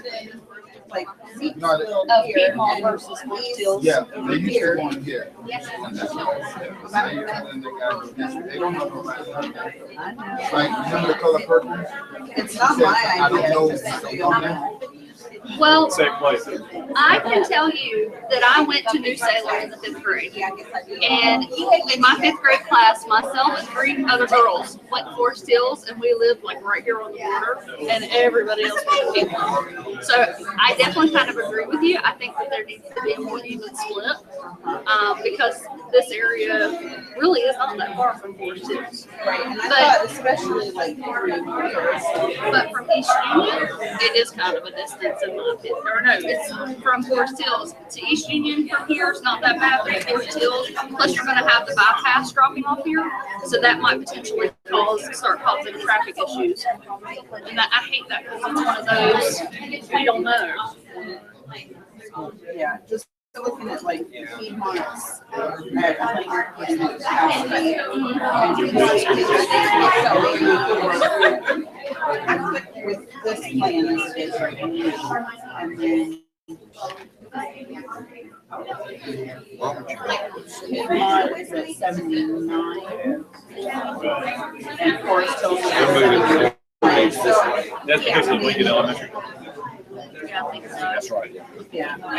So I mean, I don't know how much of a difference it even makes if Piedmont is, I mean, Piedmont's at a middle school is at 100%. It would ease it for the middle school. The high school, it doesn't look like it makes a big difference. So we got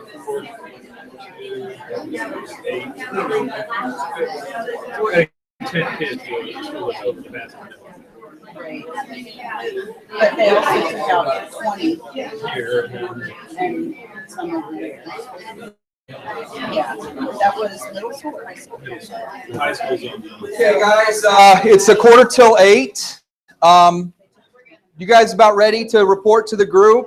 And and is everybody about ready? I know that you're still ongoing conversations. But I'd like to get you out of here at 8 o'clock to stay on our agenda. Do you guys need more time over here? You guys okay? Do you guys about ready to report, you think? It's still, we got more time. It's okay. So let's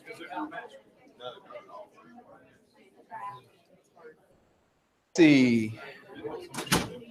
Do we have a hand mic by chance?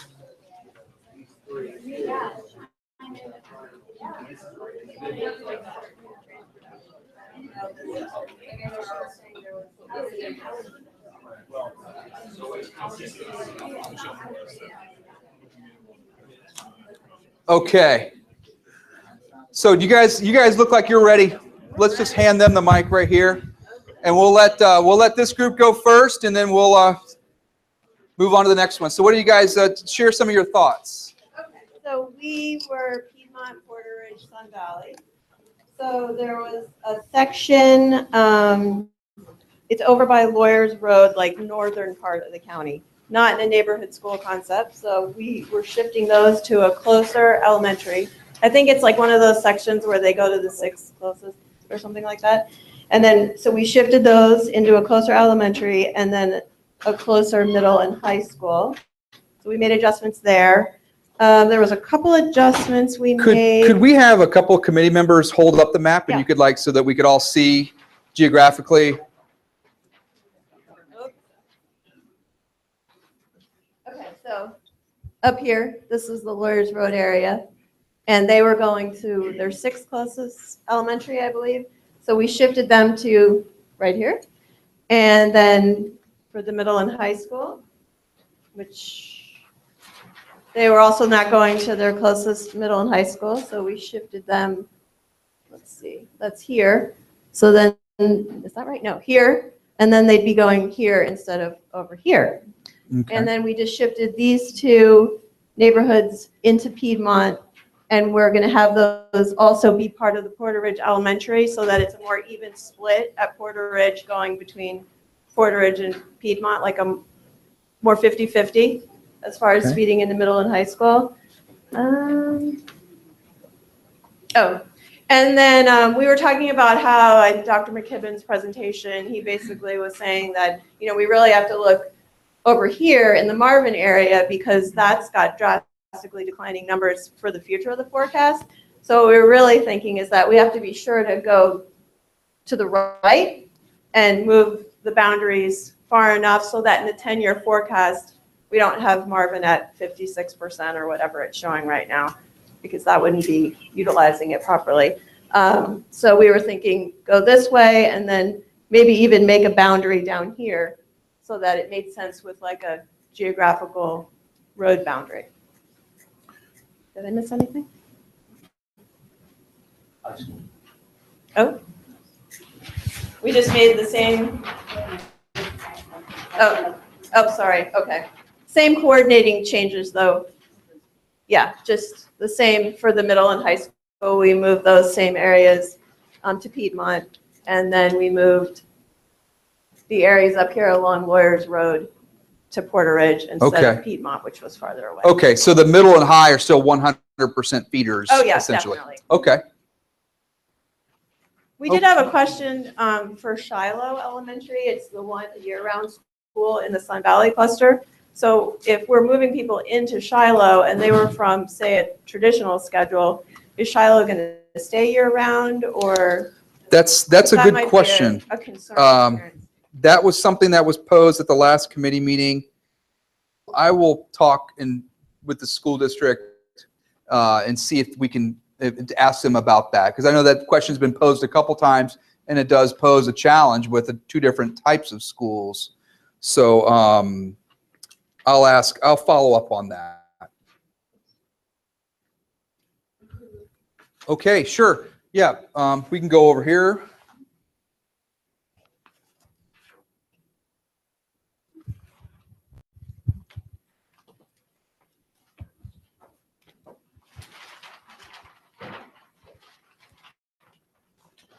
So we can start west to east, looking at Parkwood, Monroe, and Forest Hills.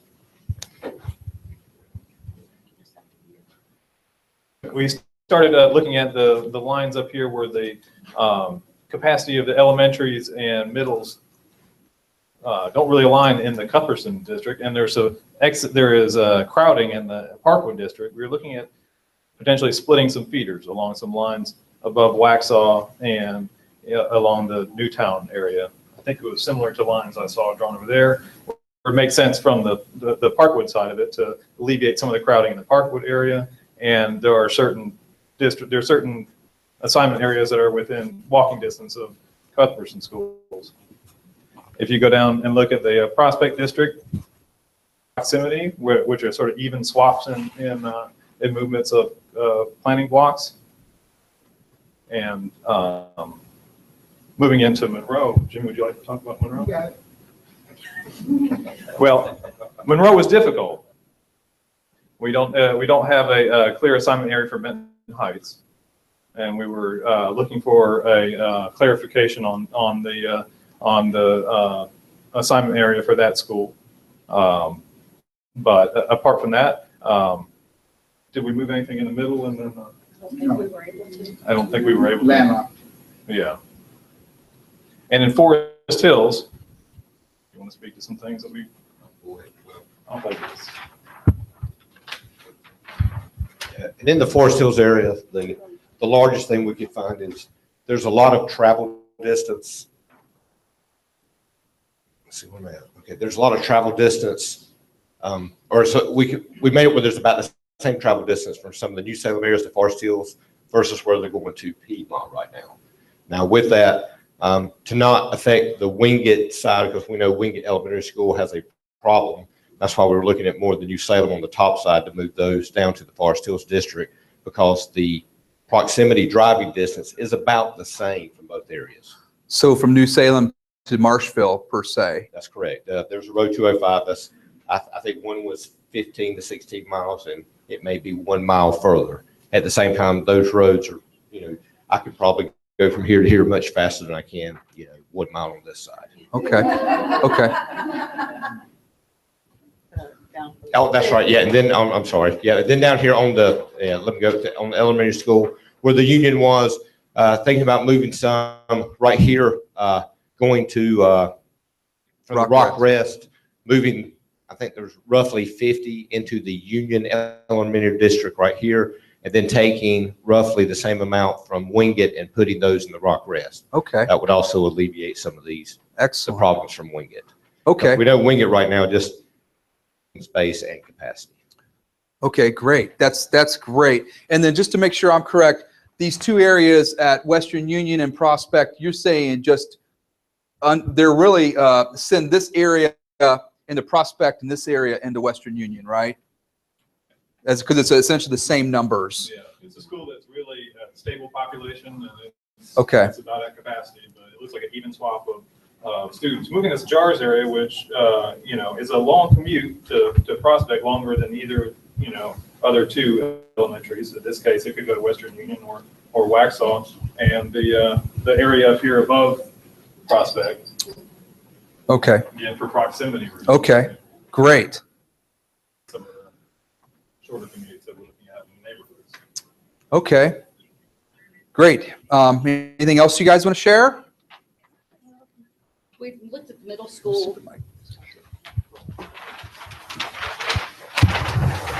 I believe with the middle school, what we did was we mostly looked towards the Parkwood side, moving some of the Parkwood students up to Cupperson for distance reasons, for commute, and then potentially splitting some of the neighborhoods feeders into either the Cupperson or into Parkwood. We discussed up here. We discussed some with splitting New Salem, where it's going into Piedmont, potentially taking some of this area here and putting them into the Forest Hills district. Okay. And that would coincide with the elementary adjustment that you guys were talking about. So, okay. If you could circle, when we go to this next group, circle that area, maybe some of the areas you think are viable to go into Marshville and also to fall into Forest Hills, that would help me out. Thank you. Hey, guys. Who's the speaker over here? Okay, so we started with the clusters that,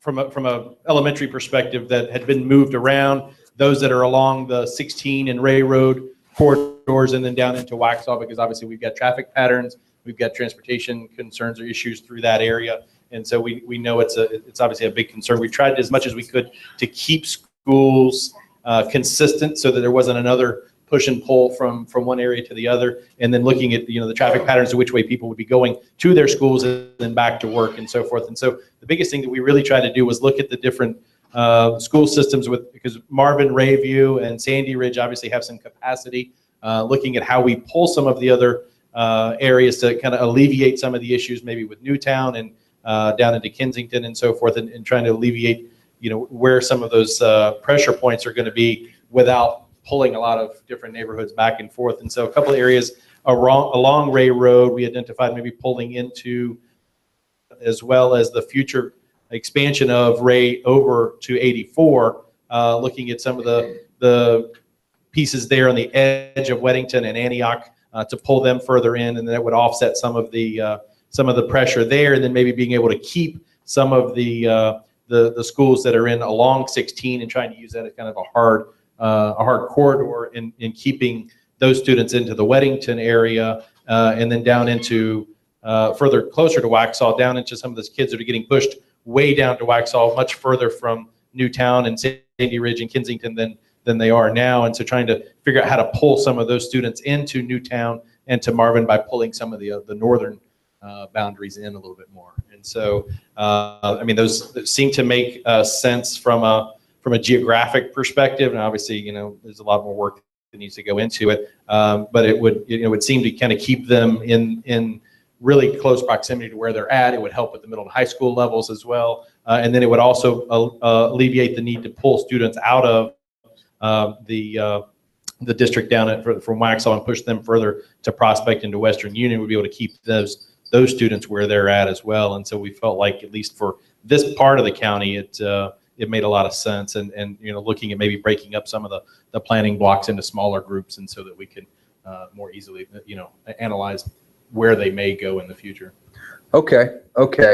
Yeah, and I think you touched on a lot of areas that have been spoken about via the email correspondence, and so I think that this is great. It's great feedback, and I can see maybe one definitely, maybe two or more options that can be spawned as a result of all of this. You guys have anything else you wanted to share?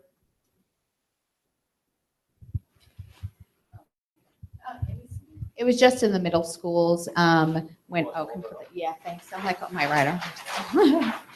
And we recommended that the subdivisions be overlaid onto this with whatever we circled, because we don't know exactly what subdivisions were where. And we thought that was really important to figure out. We don't want to break up a subdivision per se, because in some areas there might be a planning block that you can separate, but there's a subdivision on one side and another subdivision on another side. Okay. So just with the middle schools, that's what we pointed out, was there's an area there that everybody's driving far away to Parkwood, that maybe would be a split feeder. And then there's an area we were saying right there by Providence. Do you mind pointing it out, Dave? Right there in the blue, the light blue, the circle. Yeah, that. So that area there, based on some of the changes we made up here in the Weddington kind of areas because of the Ray extension, our hope is to see how the numbers would pan out, to see how we can keep them consistent, but we just don't know because we can't tell, we can't run the numbers. There's a lot of different adjustments. Right. Exactly. But that light blue is essentially, you're talking about having that continue to feed into Weddington if it goes. Assuming the east. Numbers panned out of the other changes. Okay. But I don't know. Yeah, I know there's a lot of, you guys really discovered the cause and effect, and you move one area in, you have to figure out what area to move out. And so it gets complex, but you've given a lot of good feedback to spawn some other concepts or drafts that we could put forward to you. Anything else you guys wanted to share? Anything else that anybody else in the committee wanted to share as a result of some of your hard work tonight? We did have 2 questions Sure. regarding the Forest Hills cluster. I can just use the. Sure. Yeah, you want to use it? We'd like to get clarification on the Benton Heights ESA, I think it is, since there's not actually a district, is my understanding. Or how does that work? You might know more about it than I do. Area, school zone. School zone. Yeah, there's not an actual school zone, I think, that feeds into that, and they could potentially ease up on the problems that East is going through. And then grandfathering. We need to get some firm answers from the school board about who is actually potentially going to be eligible for grandfathering, because it's not going to help if you move several students and their parents all choose to do the grandfathering and they don't move. Mm-hmm. Okay. I know that Benton Heights does not have a zone right now, and it's not part of our directives. If it were part of our task, it would have been in that board directives of, account for these additions, Benton Heights, but Benton Heights isn't listed as one of our directives. So as it sits now, you're not charged to create a zone for Benton Heights. I think it's notable. I think you had made other comments. I heard you guys talking about looking at trying to resolve Wing It, and I don't know if you're even going to, even with the suggestions you've made, if it's even going to bring Wing It below 100. But after this is done, when you do provide a recommendation, you could provide other for the board to consider, such as Wing It, we did our best, but we can't resolve the overcrowding through boundaries, or those types of things. Benton Heights, consider this and that. Things for the board to consider when you do other things and notes through your discovery to note to the board to give them that input. I could use this, or I can just talk into your tie. There you go. Okay. Couple things to remember, and then I try to hit all the groups, and these are a couple key things. What are not in the forecast are the recently approved Monroe Charter, the 6 or 7 through 12 High School Academy, and the Weddington Charter. Point well taken on Benton Heights, and my recommendation at this point is we don't know what impact it's going to be, what kids are going to come from where, even where they're going to put it right now. So if they do decide to do a boundary for Benton Heights, that would probably be something to be done in a more smaller modification after we've seen the impact of what the Monroe Charter is going to be. Because if they open it up as 400 kids, it could be 400 kids. It may solve a lot of problems besides just a boundary around Benton Heights or overcrowding and Wingate, things like that. So we need to, at this juncture, probably be premature to do that. That's a great point. Yeah, the planned charter information that we gave you, 2 of the 3 schools listed on there are anticipated to be somewhere in this region, if you look at the numbers that they're anticipating, those will be coming out of the public schools, some percentage. So something to definitely keep in mind.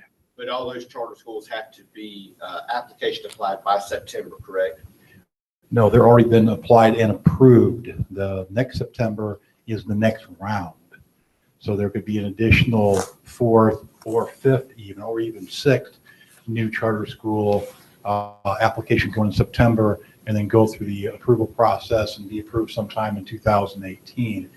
The 3 I just mentioned are ones that have already been approved. They're looking for buildings right now. The only thing we know for sure is they probably won't come online until 2018 fall at the absolute earliest, maybe even 19, depending on how their buildings go. So which is why I tell people right now, I already know for 2020, my forecasts are at least 1,200 students too high, right off the bat. We know that now because they approved 2 of them 2 days after I finished the forecast. Great timing or what? So we're going to have to be mindful of that as well. The problem is right now we don't have the specific and where the students are being pulled from. So we will be keeping an eye on this, both ourselves, the staff of the district, the board, public, will all keep an eye on this. And as soon as we get more solid information, we'll try to incorporate it as quickly as we can into any kind of future forecast. Well, one thing on charter schools though is it's an application process. So proximity isn't necessarily going to get you into that charter school. You have to apply and be accepted. True So that. we don't know what the criteria potentially is going to be. But the parents have to provide transportation, and then given the last two that opened up, the vast majority of the kids that applied and got accepted just happened to live within 7 miles of a building. So you can pretty well have a good idea of where 80% of the kids are going to come from, that pole radius. And, you know, we can, Matt, with the joy of GIS, who can do anything with a map, can do that. So.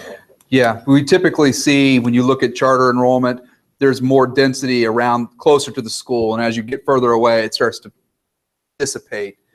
But we do think that it was going to have an impact on the schools in Monroe in terms of their enrollment. And some of those schools happen to be overcrowded, like Wingate and East. So it may actually end up being somewhat of kind of a double-edged sword, but a benefit to giving them some relief where they don't have the capacity currently. But yes, go ahead.